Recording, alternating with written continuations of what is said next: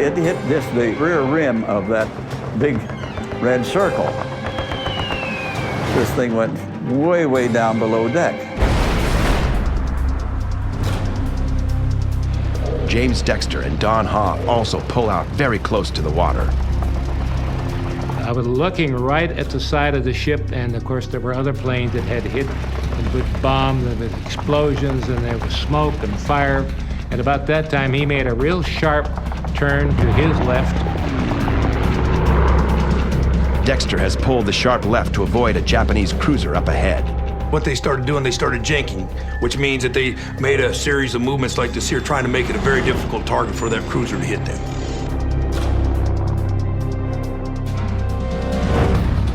But Dexter and Hoff soon confront a new threat.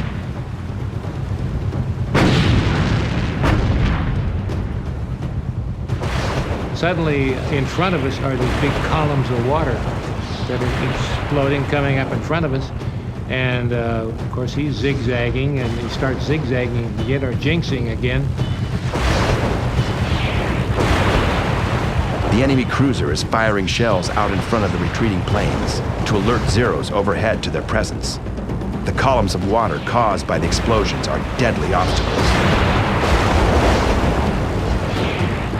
And if you're not watching it, you fly into a column of water, and it's just like flying into concrete.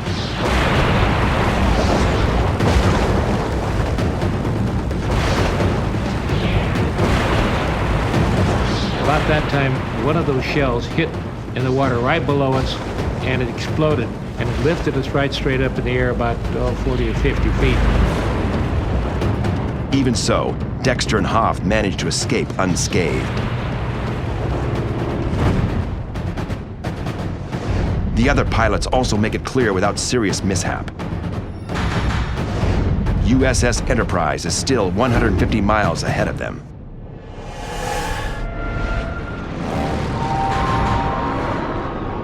Now the question was, do we have enough gas to get back to the ship? The victors have hit hard, but they may not survive the return. And there's one more Japanese carrier still out there, preparing for an attack.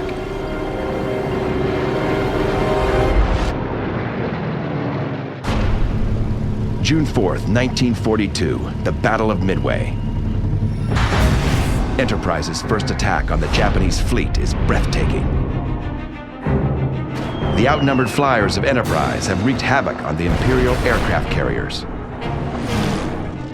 Kaga has been hit by the better part of 2 dive bomber squadrons from Enterprise, and she is utterly demolished. She is left burning from stem to stern almost instantaneously with a very heavy loss of life. Akagi takes longer to brew up, but is eventually consumed by the same sort of catastrophic fires that are also consuming her sister, Kaga.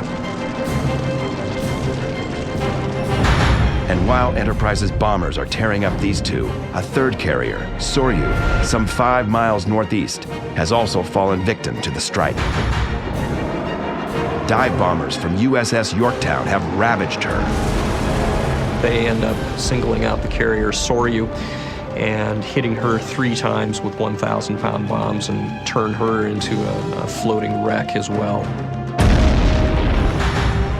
20 miles away, Dusty Cleese feels it's now safe to take a look back at the results of his squadron's attack. He could look back and he could see the 3 big balls of fire, and there was the 3 Japanese ships that were on fire. And as he was looking back, all of a sudden, one of those ships actually exploded. It must have hit the munitions that was aboard the ship. A huge mushroom cloud came up and over the top. The surviving dive bomber crews are ecstatic with their success. But they're still in harm's way. They must make it free of the kill zone. The air is filled with angry Zeros that have just lost their home carrier. They're desperate and they're dangerous. Bomber pilot Hopkins checks to see whether his backseat partner is still okay. Ed Anderson gives the thumbs up. The SBD rear seat gunners have their work cut out for them, and this leads to some remarkable personal actions.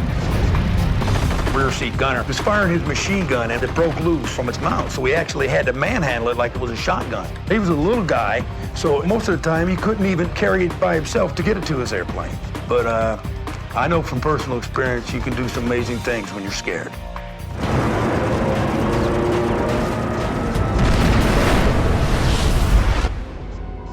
But no extraordinary physical effort can save rear seat gunner Bruno Guido and his pilot Frank O'Flaherty. This aircrew will pay a high price for the morning's accomplishments.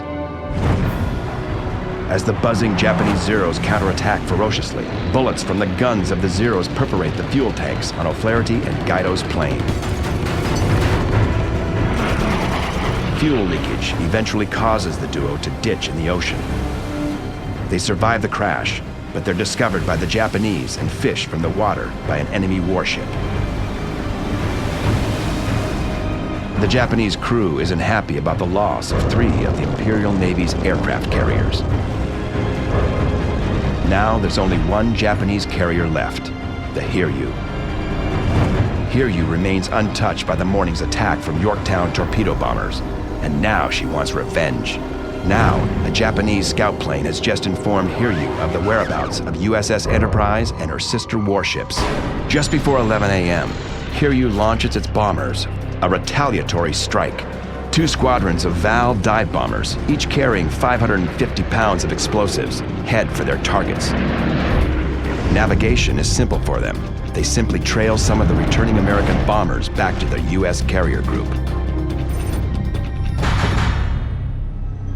It's quiet at midday near Enterprise and her task force.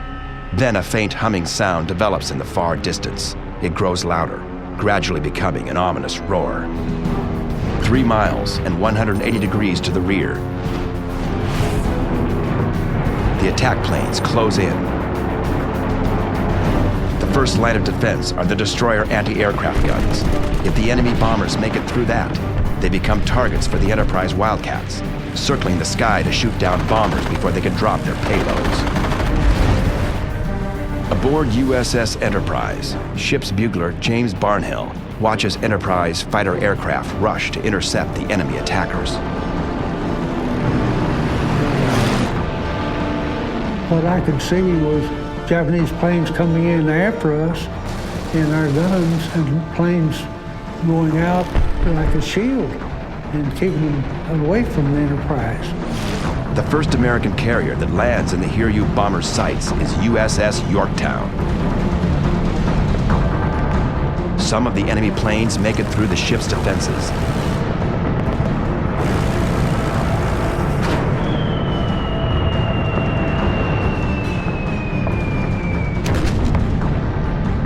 And 3 bombs make direct hits on Yorktown's flight deck.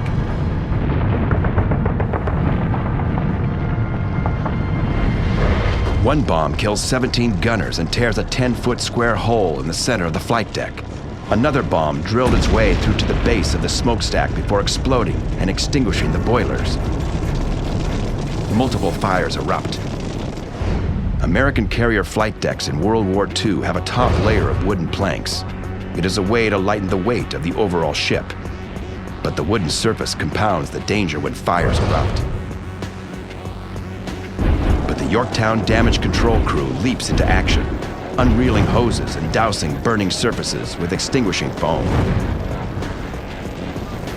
And they patched the hole in the deck. They got the boilers working again.